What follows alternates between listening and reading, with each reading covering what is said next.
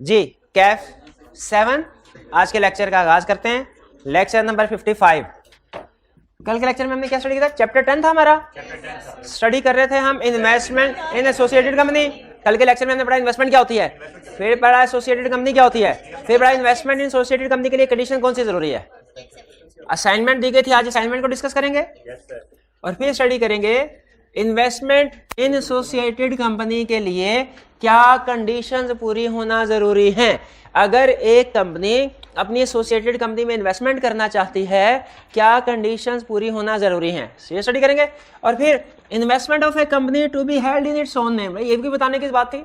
आप मेरा भाई प्रॉपर्टी खरीदेंगे तो अपने नाम पे ना करवाएंगे कि भाई के नाम पे, आपके नाम पे। पहले शॉर्ट टीचिंग को साइड में करते हैं, आजा चलते हैं प्रॉपर्टी नाम का। तो हर पर्सन जो प्रॉपर्टी खरीदता है अपने नाम पे रजिस्टर करवाता है। कंपनी प्रॉपर्टी खरीदेगी तो अपने नाम पे रजिस्टर करवाएगी। तो ये कौन सा बड़ा कंसेप्ट उसने हमें बताया जो ये कह रहा है कि कंपनी की इन्वेस्टमेंट उसके अपने नाम पे होगी, उसके अपने नाम पे ही होनी है, किसी दूसरे के नाम पे थोड़ी होनी है, उसके डायरेक्टर्स के नाम पे थोड़ी होनी है, उसके शेयर होल्डर के नाम पे थोड़ी होनी है, उसके एम्प्लॉइज के नाम पे थोड़ी होनी है। इन्वेस्टमेंट बेसिक कंसेप्ट ही है। अब हो सकता है कि नहीं हो सकता है, तो किन सिचुएशन में हो सकता है, ये हम स्टडी करेंगे। तो आज के लेक्चर में हमने दो कंसेप्ट स्टडी करने हैं। एक, एसोसिएटेड कंपनी में इन्वेस्टमेंट करने के लिए क्या कंडीशंस हैं, एसोसिएटेड कंपनी में इन्वेस्टमेंट करने के लिए क्या कंडीशंस है। और दूसरा कंसेप्ट क्या पढ़ना है कि इन्वेस्टमेंट किसी भी कंपनी की उसके अपने नाम पे होनी चाहिए। इसमें कोई ना कोई ट्विस्ट जरूर होगा मुझे लग रहा है, वरना ये कंसेप्ट इतना आसान नहीं है कि एक लाइन में निपट जाए। ट्विस्ट क्या है अभी पढ़ते हैं, लेकिन पहले कल के क्वेश्चन असाइनमेंट में से डिस्कशन कर ले उसके, क्योंकि आज का जो कंसेप्ट है ना कि एसोसिएटेड कंपनी में इन्वेस्टमेंट करने के लिए क्या कंडीशन पूरी करना जरूरी है, ये इस चीज पे डिपेंड करता है कि हमें पता हो, क्या पता हो हमें कि इन्वेस्टमेंट किसे कहते हैं, हमें पता हो क्या एसोसिएटेड कंपनी किसे कहते हैं। पब्लिक कंपनी हमें पता है, ये हमने चैप्टर 1 में किधर है, ये इसकी आवाज थी। पब्लिक कंपनी की डेफिनेशन सुना, which is not a private company. 3 number के साथ पूछा है, 3 नंबर के साथ पूछा है, 1 नंबर के साथ पास नहीं, यार 1 में नहीं आधा नंबर मिलना है। A company which by its articles limits the number of members to 50, restricts the right to transfer its share, prohibits invitation to general public to subscribe for its securities। 3 condition. तो ये private company बनेगी, और जो ये नहीं है public company. Public company भाई ने ये नहीं बताया था। पहला question, discuss the nature of relationship between companies and undertakings. Undertakings क्या होती है भला? अंडरटेकिंग्स जो बिजनेस, ऐसा बिजनेस जो कंपनी नहीं है, जो कंपनी है उसे कहेंगे कंपनी, और जो कंपनी नहीं है उसे क्या कहेंगे? जैसे पार्टनरशिप, जैसे सोल प्रोप्राइटरशिप। ठीक है, तो डिस्कस द नेचर ऑफ। भैया आप खड़े क्यों हैं? अच्छा ये कह रहा है मैंने खड़ा किया, ये नहीं रीजन नहीं बता रहा क्यों खड़ा किया, क्यों खड़ा किया मैंने, बोल मुंह से क्यों नहीं अल्फाज निकल रहे, ऊंची बोलना, ऊंची। क्यों खड़ा किया मैंने? असाइनमेंट नहीं की, असाइनमेंट नहीं की तो खड़े रहे। Discuss the nature of relationship. भाई आप क्यों खड़े हैं? आप प्रॉक्सी पॉइंट में भाई की जगह पे जो बैठा हुआ है। Discuss the nature of relationship between companies undertaking in following case. इस केस में नेचर ऑफ रिलेशनशिप बताइए। Azam is a director in ABC limited. Azam is a public company limited by shares. He is also a director in DF limited. ABC में भी director है, DF में भी director है, तो दोनों का रिलेशनशिप बताइए। तो दोनों क्या है? एसोसिएटेड कंपनी है। एसोसिएटेड कंपनीज कैसे हैं? हाँ याद है, person who is a owner, partner, director और 20% share holder is also owner, partner, director, 20% share holder in another company. तो दोनों एसोसिएटेड कंपनियां। अच्छा अब यहां पे देखिए दोनों कंपनीज हैं, तो एबीसी लिमिटेड और डीएफ लिमिटेड दोनों में चूंकि कॉमन डायरेक्टर है, एक डायरेक्टर उधर है और वही डायरेक्टर दूसरी कंपनी में भी है, ये दोनों कंपनी एसोसिएटेड कंपनीज बन गई। क्लियर हो गया ये? अच्छा फिर Azam is also a partner in a partnership firm named GHI enterprises. Azam GHI में भी पार्टनर है, तो क्या जीएचआई भी एसोसिएटेड हो गई? अच्छा अगर आपने नोट किया हो ना कल के लेक्चर में मैंने आपको डायरेक्टर और 20% शेयर होल्डर के साथ कंसेप्ट समझाया है, लेकिन जब आपने घर जाके डेफिनेशन पढ़ी होगी तो उसमें ओनर और पार्टनर का लफ्ज भी होगा। वो देखिए लॉ दो अल्फाज बोलता है, एक कहता है एसोसिएटेड कंपनी और एक कहता है एसोसिएटेड अंडरटेकिंग। जब दोनों ऑर्गेनाइजेशंस कंपनी हो ना, जिनमें एक बंदा इधर भी डायरेक्टर है उधर भी ओनर या फॉर एग्जाम्पल डायरेक्टर है, तो हम इसे कहेंगे कि ये एसोसिएटेड कंपनीज हैं। लेकिन अगर एक कंपनी हो और एक पार्टनरशिप हो, हम इनको एसोसिएटेड कंपनीज नहीं कह सकते, क्योंकि उनमें से एक ऑर्गेनाइजेशन ऐसी है, एक बिजनेस ऐसा जो कंपनी नहीं है, तो फिर उसके लिए क्या वर्ड यूज किया जाता है? Associated undertakings. तो एसोसिएटेड कंपनी और एसोसिएटेड अंडरटेकिंग में फर्क समझ आ गया? अगर एबीसी, अब ये देखें जो डीईएफ है, डीईएफ ये एबीसी लिमिटेड की एसोसिएटेड कंपनी है, लेकिन जो जीएचआई है ये एबीसी लिमिटेड की एसोसिएटेड अंडरटेकिंग है। क्लियर हुई है ये बात? ठीक है। लेकिन मैंने आपको सोल प्रोप्राइटर, ओनर और पार्टनर वाला लफ्ज क्यों नहीं पढ़ाया केस स्टडी कल डिस्कस करते हुए? क्योंकि एग्जाम में जो केस स्टडी टेस्ट कर रहा है ना वो कंपनी के कंटेक्स्ट में कर रहा है। हम पढ़े कंपनी लॉ, तो जाहिर है जो केस स्टडी बनाएगा वो कंपनीज के ऊपर बेस कर रहा होगा, इसलिए मैंने ज्यादा फोकस किसके ऊपर किया? डायरेक्टर और शेयर होल्डर्स वाली लाइन लफ्ज के ऊपर।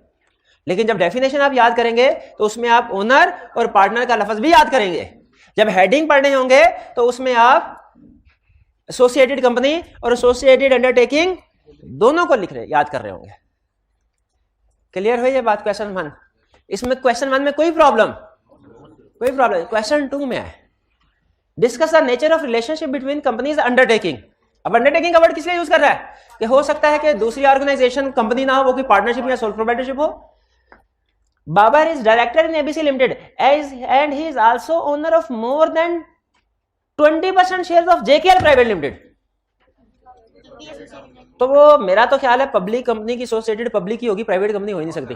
तो हो सकती है होल्डिंग सब्सिडियरी का ताल्लुक किससे नहीं है कि पब्लिक है कि प्राइवेट है, एसोसिएटेड का ताल्लुक किससे? ठीक है। तो एक पब्लिक कंपनी और प्राइवेट कंपनी एसोसिएटेड भी हो सकती है, होल्डिंग सब्सिडियरी भी हो सकती है। तो ये एक कंपनी में डायरेक्टर है, दूसरी कंपनी में 20% से ज्यादा का शेयर होल्डर है, तो दोनों क्या हो गई? एक पर्सन एक कंपनी में डायरेक्टर है इधर, और दूसरी कंपनी में 25% शेयर्स है, ये दोनों कंपनीज क्या हो गई? एसोसिएटेड कंपनीज हो गई। ठीक है। 2 में कोई प्रॉब्लम? कोई प्रॉब्लम नहीं है। आगे चलते हैं।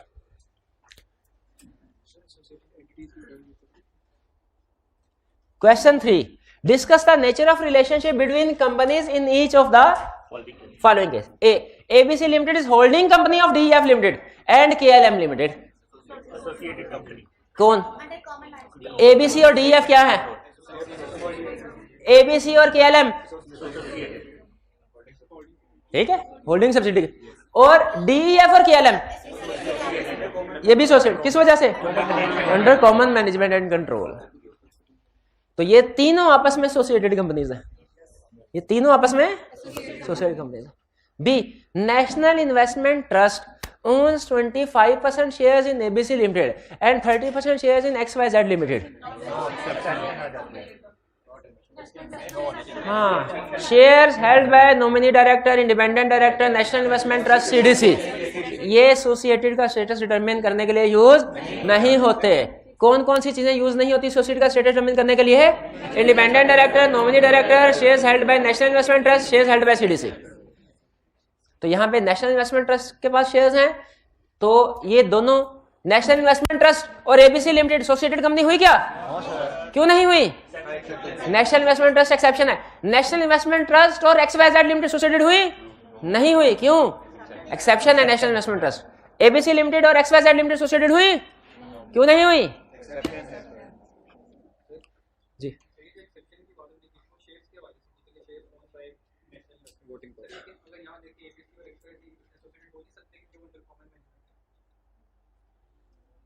अंडर कॉमन मैनेजमेंट तो नहीं है। कहा? National investment trust owns 25% share, वो शेयर होल्डिंग की बात कर रहा है, कॉमन मैनेजमेंट की तो बात ही नहीं कर रहा। मैनेजमेंट तो करते हैं डायरेक्टर्स, मैनेजमेंट तो करते हैं सीएफओ, सीईओ, शेयर होल्डर थोड़ा ही मैनेजमेंट करते हैं। नहीं, शेयर होल्डर है। अगर मगर नहीं है, 50% से ज्यादा होता तो फिर होल्डिंग, उस सूरत में भी एसोसिएटेड ना होते। ये 25 के बजाय 52% अगर शेयर होल्ड कर रहे होते ना नेशनल इन्वेस्टमेंट ट्रस्ट, क्योंकि लॉ ने जिसको एक्सेप्शन कह दिया तो मतलब एक्सेप्शन है, एक्सेप्शन कह दिया तो एक्सेप्शन है। एक्सेप्शन की एक्सेप्शन नहीं ढूंढनी, एक्सेप्शन की एक्सेप्शन ढूंढ रहा। आगे हाँ, गहराई। Saima is a director in ABC Limited and she is also independent director appointed in XYZ Limited. Okay तो ये ABC Limited और XYZ Limited एसोसिएटेड नहीं है की बात। ये हमारी छोटी सी असाइनमेंट थी, छोटी सी असाइनमेंट थी। ये 10 मिनट नहीं लगने थे, तो 15 मिनट खड़े रहे हैं, 10 मिनट में असाइनमेंट नहीं की इन्होंने। कोई नहीं, हमें क्या जी। कंसेप्ट में से कोई क्वेश्चन पूछना चाहते हो तो पूछ लें जी।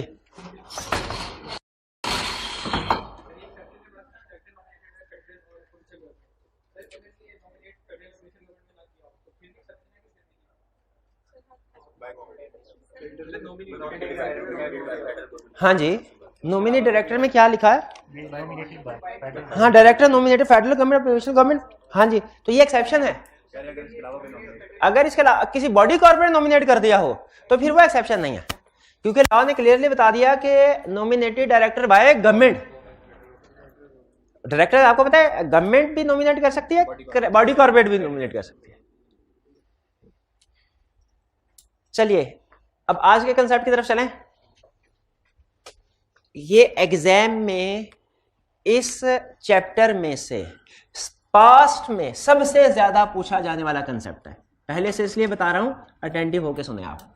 Conditions for investment in associated company, कि अगर कोई एसोसिएटेड कंपनी में इन्वेस्टमेंट करना चाहती है कि कंपनी, तो उसने क्या कंडीशन पूरी करनी है। कंडीशन बताए, एग्जाम में कंडीशन बताए, कंडीशन के नंबर होंगे। सबसे पहली चीज, ये कंडीशन सिर्फ पब्लिक कंपनी के लिए हैं, प्राइवेट कंपनी के लिए नहीं।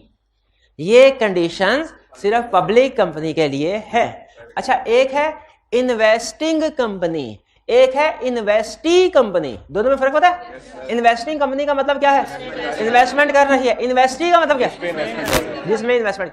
अगर इन्वेस्टिंग कंपनी, कौन सी कंपनी? इन्वेस्टिंग कंपनी पब्लिक है तो कंडीशन अप्लाई होंगी। अगर इन्वेस्टिंग कंपनी प्राइवेट है, कंडीशन अप्लाई नहीं होगी। इन्वेस्टी कंपनी से फर्क नहीं पड़ता, इन्वेस्टी कंपनी से फर्क नहीं, इन्वेस्टिंग से फर्क पड़ता। नहीं समझ आई ना? सुने, नहीं समझ आई, सुने।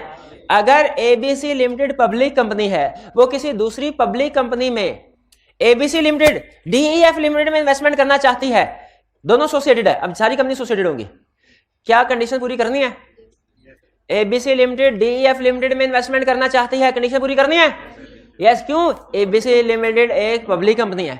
ABC limited DEF private limited में इन्वेस्टमेंट करना चाहती है, क्या कंडीशन पूरी करनी है? यस, करनी है। क्यों भला? एबीसी लिमिटेड एक पब्लिक कंपनी है। क्या ABC private limited DEF private limited में इन्वेस्टमेंट करना चाहती, कर सकती है? कर सकती है। कंडीशंस पूरी करने की जरूरत है? कंडीशन पूरी करने की भी जरूरत नहीं है। ये कंडीशन क्यों भला? एबीसी प्राइवेट कंपनी है, एबीसी प्राइवेट लिमिटेड। आखिरी question, ABC private limited DEF limited public company में इन्वेस्टमेंट करना चाहती है, क्या कंडीशन पूरी करने की जरूरत है? क्यों नहीं? पब्लिक कंपनी है तो सही।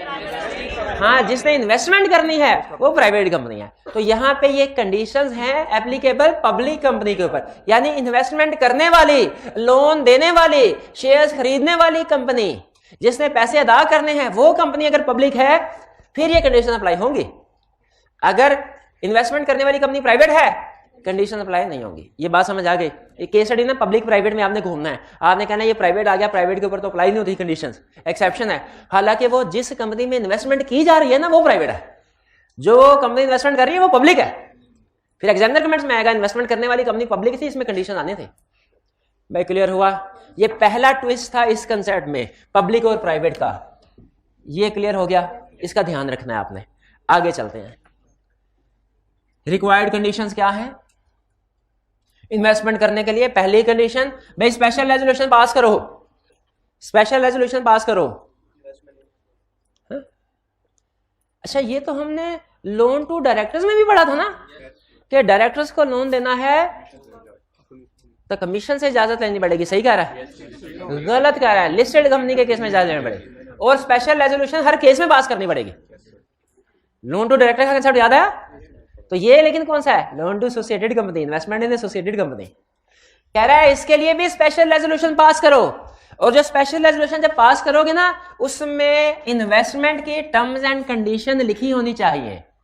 स्पेशल रेजोल्यूशन पास करते हुए शेयर होल्डर्स को पता हो एक मिस्टर ए डायरेक्टर है एबीसी में और वो डायरेक्टर है डीईएफ में, और वो चाहता है एबीसी कंपनी के पैसे उठा के डीईएफ में डाल दे, क्योंकि डीईएफ में वो शेयर होल्डर भी है। अब पैसा किसका है? जो एबीसी से उठा के डालेगा डीएफ में, शेयर, तो शेयर होल्डर की प्रोल होनी चाहिए कि नहीं? इसलिए ना निकला शेयर होल्डर की स्पेशल रेजोल्यूशन, और स्पेशल रेजोल्यूशन में क्लियरली मेंशन किया जाएगा टर्म एंड कंडीशन। अमाउंट कितना है, नेचर क्या है? नेचर से मुराद ये लोन है, इक्विटी है, एडवांस है, गारंटी, क्या नेचर है? पीरियड, कितने अरसे के लिए इन्वेस्टमेंट की जा रही है, अमाउंट, कितने अमाउंट की इन्वेस्टमेंट, ये सारी चीजें ट्रांसपेरेंसी के लिए स्पेशल रेजोल्यूशन पास करते हुए उसमें ये चीजें मेंशन की जाएंगी।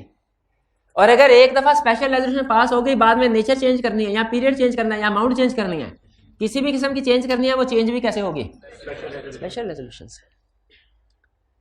क्लियर?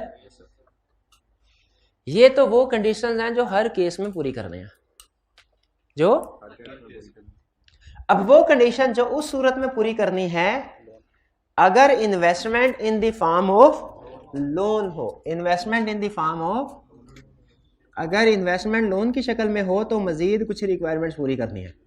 इन्वेस्टमेंट की शक्ल में हो तो मजीद कंडीशंस, मजीद कंडीशंस क्या?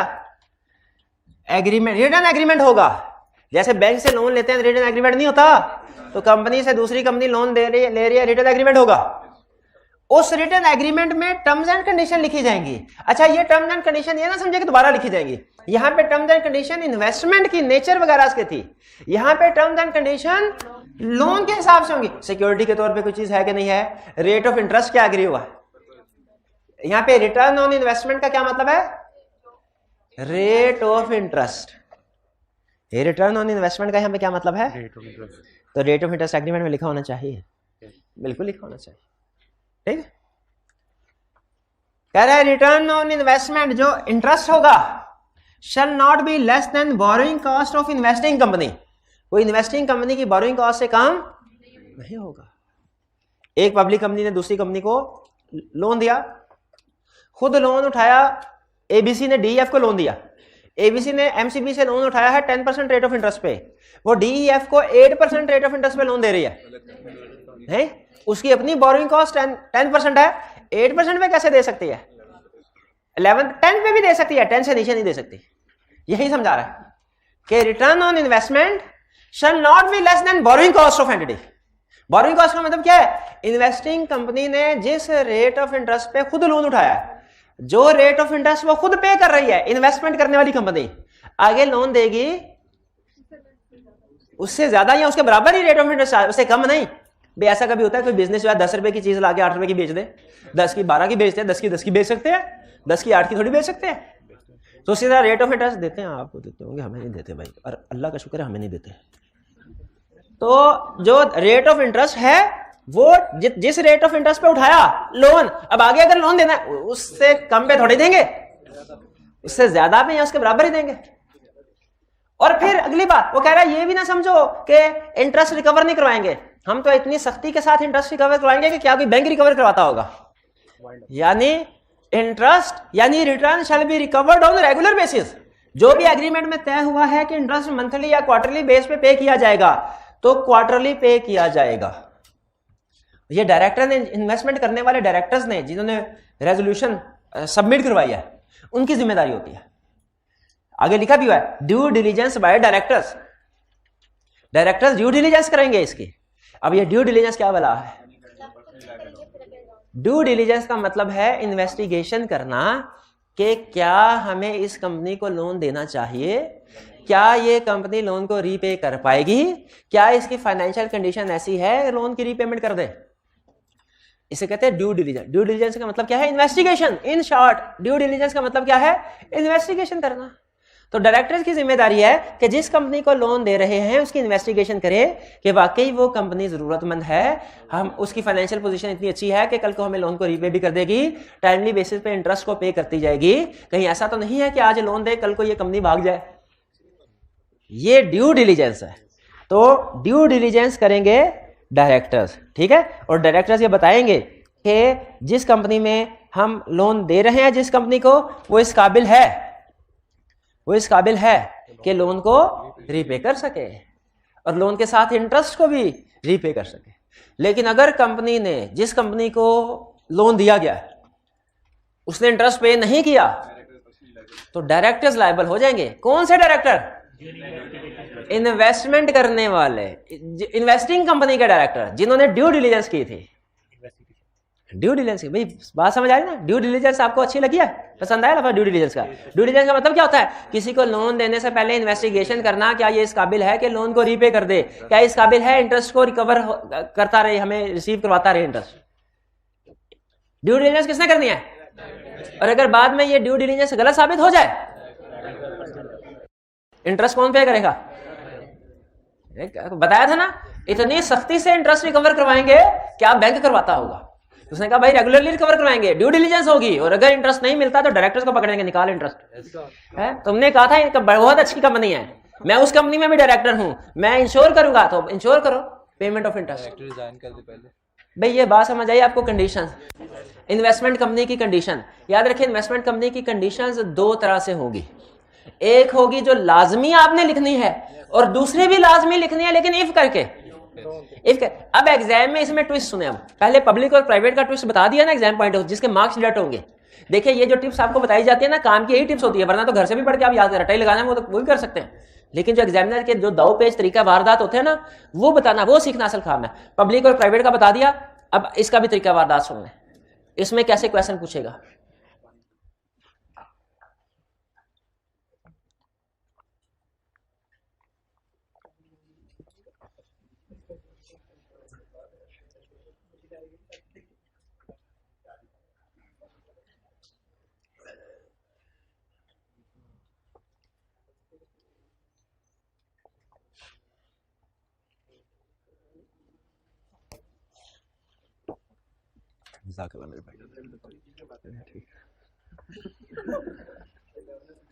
Conditions for investment.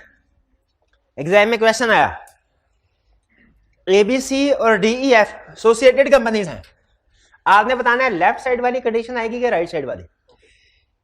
ABC company और डीईएफ कंपनी दोनों एसोसिएटेड है। एबीसी डीईएफ के शेयर्स बाय करना चाहते हैं, कौन सी कंडीशन आएंगी? लेफ्ट वाली, राइट वाली, या दोनों? दोनों नहीं आएंगी। मैंने बोला है शेयर्स, तो इसका मतलब है ये वाली कंडीशंस आएंगी, ये नहीं आएंगी। क्यों? लोन। ये मैंने हाईलाइट करने की कोशिश की थी, जिसको आपने इग्नोर कर दिया। क्लियर हो गए? आगे चले। एबीसी और डीईएफ एसोसिएटेड कंपनीज हैं। एबीसी डीईएफ को 50 मिलियन का लोन देना चाहते हैं, दोनों है। शाबाश, ये भी। अच्छा, यहां पे अब क्वेश्चन में आपने ये नहीं कहना इफ दिस इज लोन, बल्कि लिखना as this is loan. If की बजाय एज का लफ्ज, इफ को वो माइंड करेगा, कहेगा बताया क्वेश्चन में क्लियरली, फिर इफ क्यों कर रहे हो? इफ की बजाय कौन सा लफ्ज इस्तेमाल करना है? As this is loan, following further condition are also met. Clear? अब सुनिए, ABC private limited DEF limited में इन्वेस्टमेंट करना चाहती है। क्वेश्चन में वर्ड यूज हुआ इन्वेस्टमेंट, ना शेयर का लफ्ज इस्तेमाल हुआ ना लोन का। ठीक है, अच्छा ठीक है, यानी इन्वेस्टिंग कंपनी जो कि प्राइवेट है तो कोई कंडीशन पूरी करने के, ठीक है। ABC limited DEF private limited में इन्वेस्टमेंट करना चाहती है। वर्ड क्या यूज किया मैंने? क्लियर नहीं किया कि शेयर है कि लोन है, तो फिर दोनों लिखेंगे। शाबाश, क्योंकि इन्वेस्टिंग कंपनी पब्लिक कंपनी है, इन्वेस्टिंग कंपनी पब्लिक कंपनी है, तो कंडीशंस आएंगी। और दोनों, क्योंकि मैंने वर्ड यूज किया इन्वेस्टमेंट, वो कोई भी हो सकती है, हाँ दोनों लिखेंगे। लेकिन अब की बार यहाँ पे क्या आएगा, क्योंकि क्वेश्चन में क्लियरली नहीं बताया कि लोन है कि नहीं, वो बात समझ आई है। यानी आपने क्वेश्चन में ध्यान से देखना है, कंडीशन पूछ रहा है तो शेयर्स की पूछ रहा है, लोन की पूछ रहा है कि इन्वेस्टमेंट की पूछ रहा है, तीनों में क्वेश्चन में फर्क आएगा आंसर करते हुए। शेयर की पूछ रहा है सिर्फ लेफ्ट साइड वाली बताएंगे, लोन की पूछ रहा है दोनों बताएंगे एज करके, लेकिन और अगर इन्वेस्टमेंट पूछ रहा है तो भी दोनों बताएंगे, लेकिन अब इफ करके। ठीक है, ये ट्विस्ट समझ आ गया। अब आगे इन्वेस्टमेंट ऑफ कंपनी, ये क्लियर हो गया। फुल स्टॉप कर लें, रिलैक्स कर दें, 5 सेकंड के लिए रिलैक्स हो जाए। इन्वेस्टमेंट ऑफ ए कंपनी, एक कंपनी जो भी इन्वेस्टमेंट करेगी, एक कंपनी क्या इन्वेस्टमेंट कर सकती है, एक कंपनी ने हो सकता है दूसरी कंपनी के शेयर्स किया। अच्छा चले एग्जांपल, भाई कंसेप्ट समझने के लिए एक ही एग्जांपल काफी है ना, तो शेयर की एग्जांपल लेके चलते हैं। एक कंपनी ने दूसरी कंपनी के शेयर्स खरीदे, इन्वेस्टमेंट की, तो वो शेयर रजिस्टर होने चाहिए किसके नाम पे, कंपनी के नाम पे। Investment of a company to be held in its own name, समझ आ रहा है? किसी भी कंपनी की जो इन्वेस्टमेंट है वो उसके अपने नाम से रजिस्टर्ड होनी चाहिए, उसे अपने नाम से इन्वेस्टमेंट खरीदनी चाहिए, करनी चाहिए। लेकिन इसकी कुछ एक्सेप्शंस हैं। एक्सेप्शन का मतलब क्या होगा यहाँ पे एक्सेप्शन का मतलब ये है कि इन्वेस्टमेंट कंपनी की है, पैसा कंपनी का है, नाम किसी और के, इन्वेस्टमेंट कंपनी की है, पैसा कंपनी का है, नाम किसी और का। ये है पॉसिबल, है पॉसिबल, कहता है मुमकिन है, मुमकिन। पूछे कैसे मुमकिन है, ये 3 अल्फाज आपने जेहन में रखने हैं, 3 अल्फाज, nominee director, minimum number, minimum members कर लें, minimum members, nominee directors, minimum members, CDC तो फौरन आपने पिक कर लिया होगा ना। कंपनी ने शेयर्स खरीदे हैं अगर किसी के, तो वो सीडीसी के नाम पे रखवा है, शेयर्स अपने रखवाए सीडीसी के नाम पे। सीडीसी के नाम पे क्यों रखवाए, ताकि सेल परचेज करने में आसानी हो। जैसे ही शेयर, क्योंकि कंपनी जब शेयर्स खरीदते हैं ना, आप शायद पढ़ा हो फाइनेंशियल इंस्ट्रूमेंट का टॉपिक, वो दो इंटेंशन होती है, एक लॉन्ग टर्म होल्ड करना, एक शॉर्ट टर्म करना। अगर लॉन्ग टर्म सिक्योरिटीज होल्ड करनी हो ना तो कंपनी अपने नाम से शेयर रजिस्टर करवाती है, लेकिन अगर शॉर्ट टर्म होल्ड करना हो ना तो फिर वो अपने नाम से सीडीसी के नाम से कहते हैं, कोई मसला सीडीसी में हमने बेच तो देने हैं 2-4 दिन बाद, 8-10 दिन बाद। तो एक कंपनी ने शेयर खरीदे, अपने नाम की बजाय सीडीसी के नाम पे रजिस्टर करवा, इसकी लॉ ने इजाजत दी। अब बताइए इस शेयर्स का डिविडेंड किसको मिलेगा, सीडीसी को कि कंपनी को? क्योंकि बेनिफिशियल ओनर कंपनी है, उसके नाम पे है, लेकिन वो ओनर नहीं है। वो जो पापड़ी वाला था, और कौन सा था, पापड़ी वाला,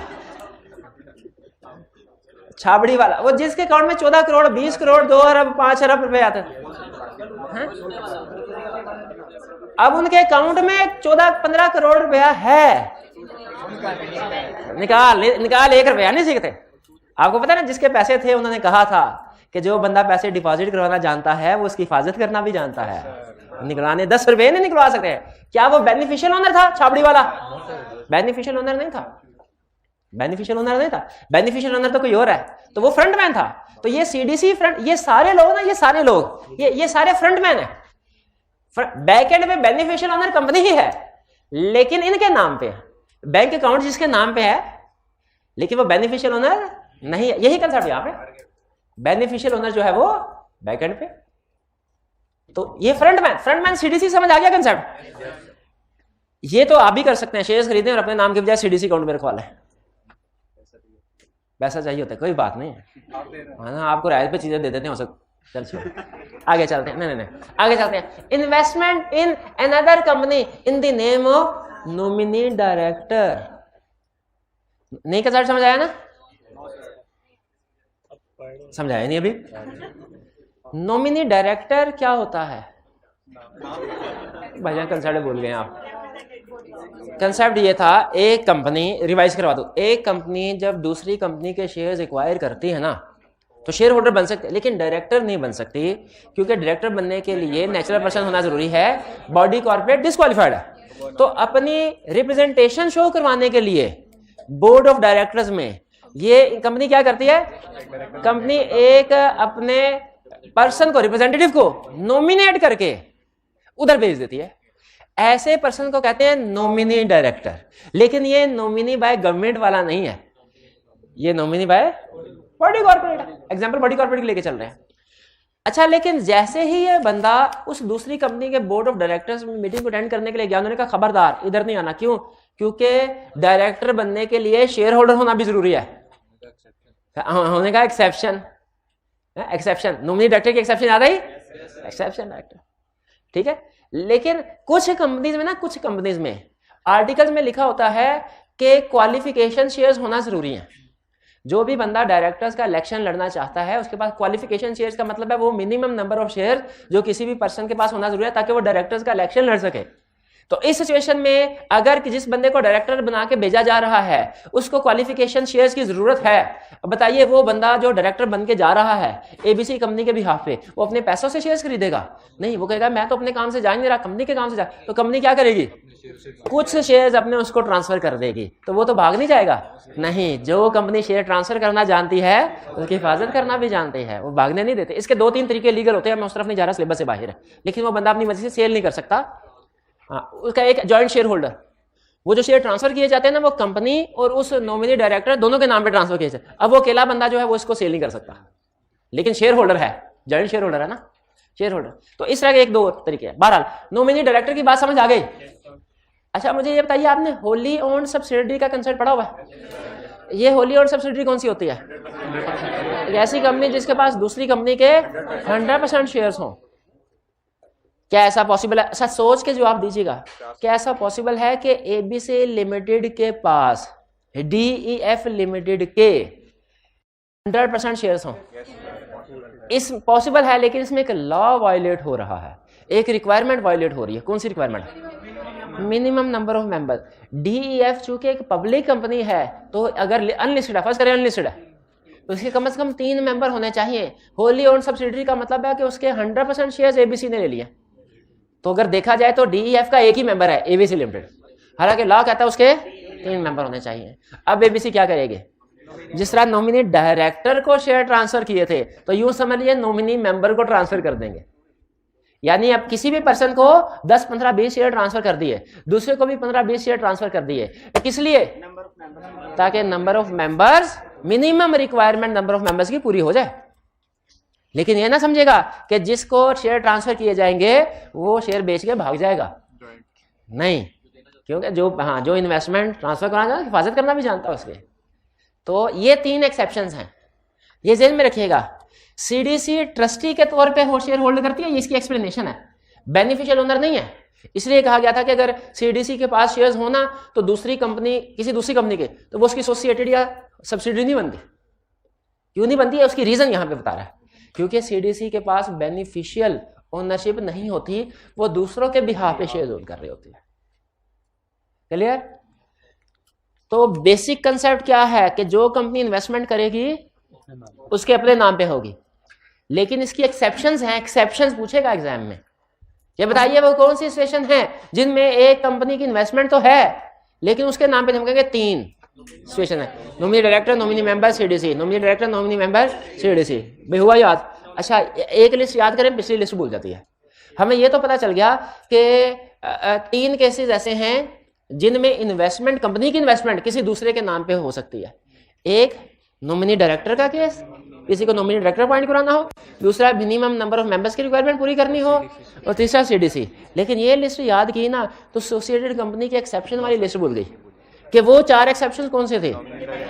नॉमिनी, अच्छा याद है, nominee director, independent director, CDC और एनआईडी, नेशनल। शाबाश शाबाश, ये एक लिस्ट याद करनी है तो पिछली भूलनी नहीं है। आगे चलते हैं। कंपनी ने अपने शेयर्स तो दूसरों को नाम पे ट्रांसफर कर दिए, इस पर्पस के लिए भी, इस पर्पस के लिए भी, इस पर्पस के लिए भी। याद दहानी के लिए कि मैंने अपने शेयर किस किस को ट्रांसफर किए हैं, किस किस बंदे को दिए हैं, अपने पास कोई रिकॉर्ड रखना चाहिए। ये कह रहा है भाई रिकॉर्ड रखो, ये ना पैसे देके शेयर देके भूल ही जाओ, रिकॉर्ड रखना अपने पास। किस चीज का रिकॉर्ड? उस इन्वेस्टमेंट का जो कंपनी के नाम पे नहीं है, उसका रजिस्टर मेंटेन करो, होना चाहिए ना। अगली रिक्वायरमेंट यही है कि हर कंपनी ने रजिस्टर मेंटेन करना है। उस रजिस्टर का नाम पता क्या है? Investment not in name of company. Investment यही नाम होना चाहिए था, और क्या होना चाहिए था? ये थोड़ी होना चाहिए था investment in the name of company. ये वो ये कंसेप्ट तो ना होता है। तो इसका क्या है? Investment not in the name of company. इस रजिस्टर में लिखा जाएगा नेचर ऑफ इन्वेस्टमेंट, शेयर्स दिए, वैल्यू कितने के? 5 लाख के। Other particulars to identify such investment, ये शेयर एबीसी कंपनी ने डीएफ कंपनी के शेयर्स खरीदे थे, फिर ये मिस्टर ए को ट्रांसफर कर दिए 5 लाख के शेयर्स, ताकि हम उसे अपना नॉमिनी डायरेक्टर बना सकें।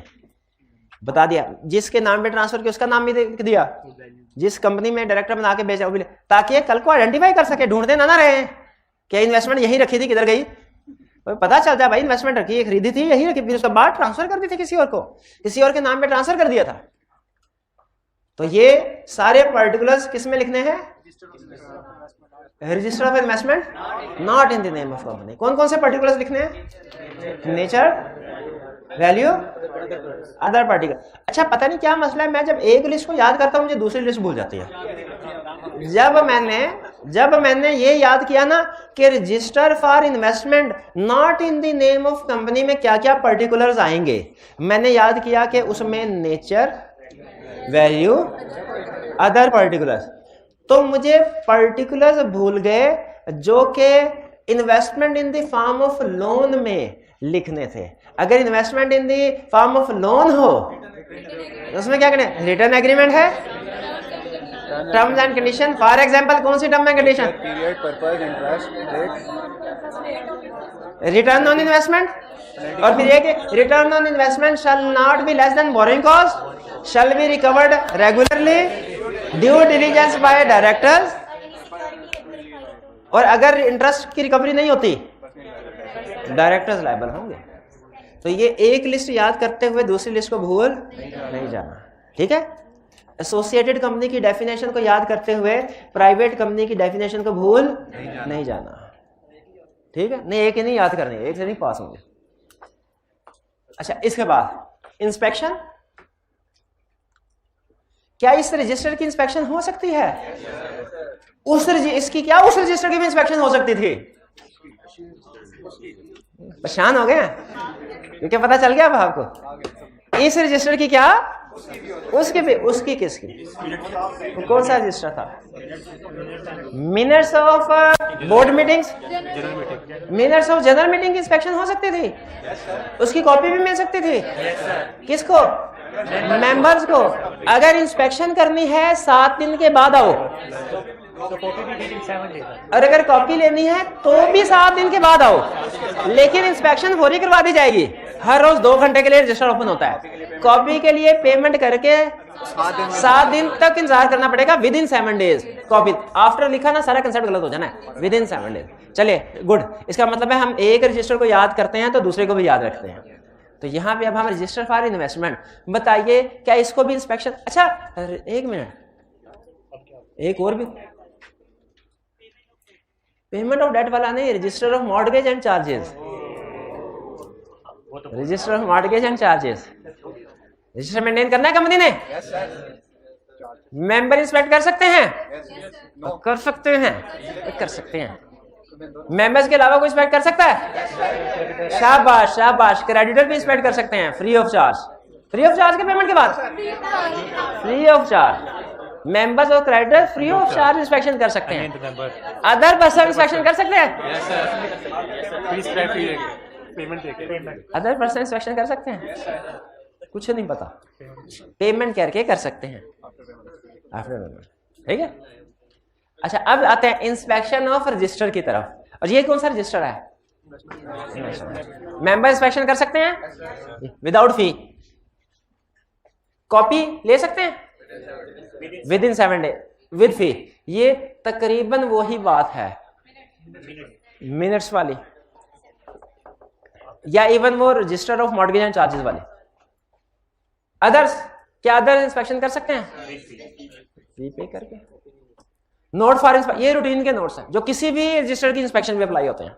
Company can impose reasonable restriction, कि भाई 24 घंटे के लिए नहीं है inspection, at least 2 hours a day. और जब तक ये रजिस्टर पढ़ रहे हो ना, खबरदार चाय का कप हाथ में रखा, ना ना ना ना, वो दायरा बन जाता है मिनट्स के ऊपर, रजिस्टर्ड इन्वेस्टमेंट के ऊपर। ये भी रिस्ट्रिक्शन हो सकती है। आई कैप लाइब्रेरी में चाय पीने की इजाजत होती है? अच्छा, आई कैप लाइब्रेरी चाय पीने की इजाजत होती है? कुछ कह रहे हैं होती है, कुछ कह रहे हैं नहीं होती। नहीं, छुप छिपा के बीते रहे होंगे, वो अलग बात है। रिस्ट्रिक्शन, अच्छा चलें, ठीक है ठीक है ठीक, होती है ठीक ठीक। लेकिन ये आई कैप की लाइब्रेरी नहीं है, ये कंपनी का कॉर्पोरेट ऑफिस है जिसमें ऑफिशियल रजिस्टर्स है, इस पर रिस्ट्रिक्शन इम्पोज की जा सकती हैं।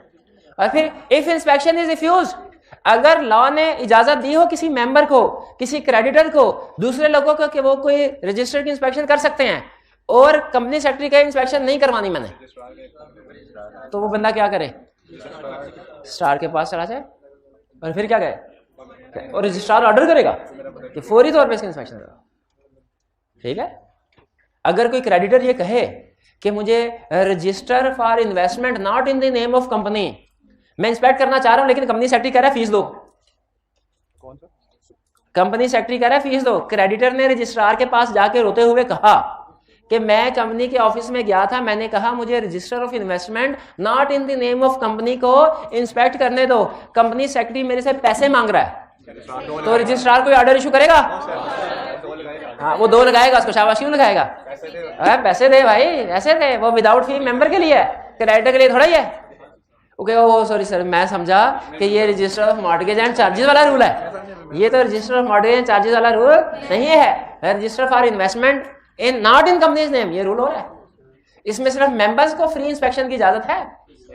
अब मेंबर भी रोता रोता आया रजिस्ट्रार के पास, कहने लगा मैंने कॉपी मांगी है, कॉपी मांगी है, पैसे भी दिए हैं, लेकिन वो मुझे कॉपी नहीं दे रहे, मैंने उधर धरना दे दिया, आज कॉपी लेके जाऊंगा। हाँ, मैंने कहा 7 दिन के बाद आना, मैंने कहा घर जाओ, 7 दिन के अंदर अंदर कॉपी पहुंच जाएगी। 7 दिन। तो ये रजिस्टर जो है ना, रजिस्टर, इनकी रिक्वायरमेंट्स, कौन इंस्पेक्ट कर सकता है, कौन नहीं कर सकता, कौन फीस दे के करेगा इंस्पेक्शन, कौन फीस के बगैर, इंस्पेक्शन का रूल क्या है, कॉपी का रूल क्या है, ये सारी चीजों का एग्जाम में ध्यान रखना है। ये रजिस्टर जो इंस्पेक्शन या कॉपी इतना आसान कंसेप्ट नहीं है। चलिए अब चलते हैं इनके क्वेश्चंस की तरफ। क्वेश्चन किसने घर में? ठीक है ठीक है ठीक है ठीक है भाई, ना करो भाई। अच्छा, मैं परेशान हो गया, मैं कहा गैंग पूरा आ गया मेरी तरफ। ऐसे लगी है यार, नहीं मैं एक दफा ना 1 सेकंड के लिए सही मैं डर गया था। ठीक है भाई, ठीक है जी। ये साइन राउंड आपकी आज नहीं करने, हमने कल करेंगे, कल। चलिए आज का लेक्चर फौरी तौर पे यहाँ खत्म करते हैं। अल्लाह हाफिज।